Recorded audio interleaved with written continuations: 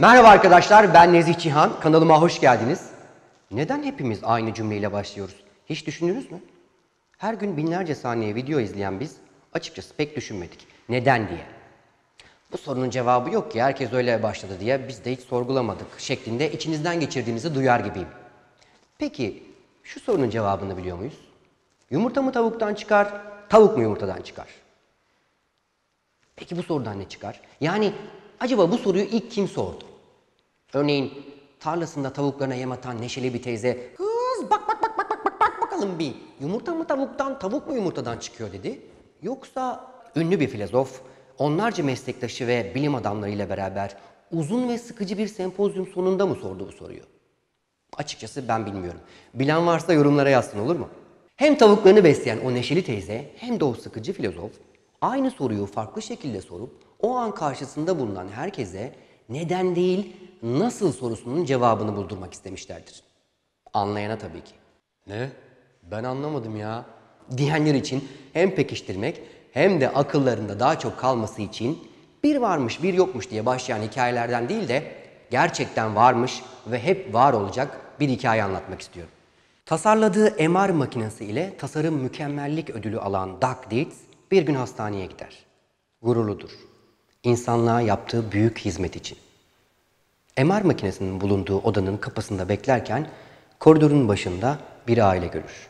Bir baba, bir anne ve bir kız çocuğu. Kız çocuğu ağlamaktadır. Baba kızına döner, "Bunu konuşmuştuk. Cesur olmalısın." Ama bunu derken bile kızı için korktuğu belli olmaktadır. Kızın gözünden bir damla yaş akar. Aile MR makinesinin bulunduğu odaya girer ama kısa bir süre sonra dışarı çıkarlar.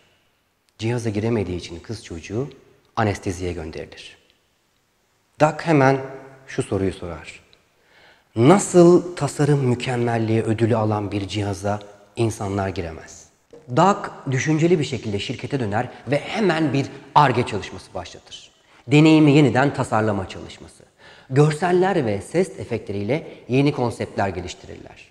Büyüklerin hayalleri üzerinden değil, çocukların hayalleri üzerinden korsan gemisi, uzay mekiği gibi konseptler ortaya çıkar. İlk deneyim için bütün ekip hazırdır. Doug, hayatımda en mutlu olduğum an dediği o anı şöyle anlatır. MR makinesinden çıkan çocuk annesine döner ve der ki, "Anne, yarın yine gelelim mi?"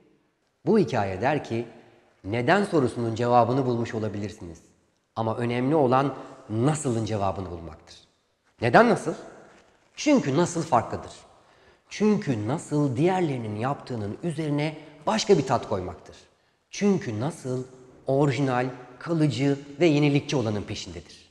Doug Dietz MR makinesini tasarlamıştır ama nasıl sorusunun peşine düştüğü için hem bu videonun hem de arkadaşlarımızla kahve içerken anlatacağımız bu hikayenin kahramanı olmuştur. Teşekkürler Doug. Deyin ve hep sorun. Nasıl?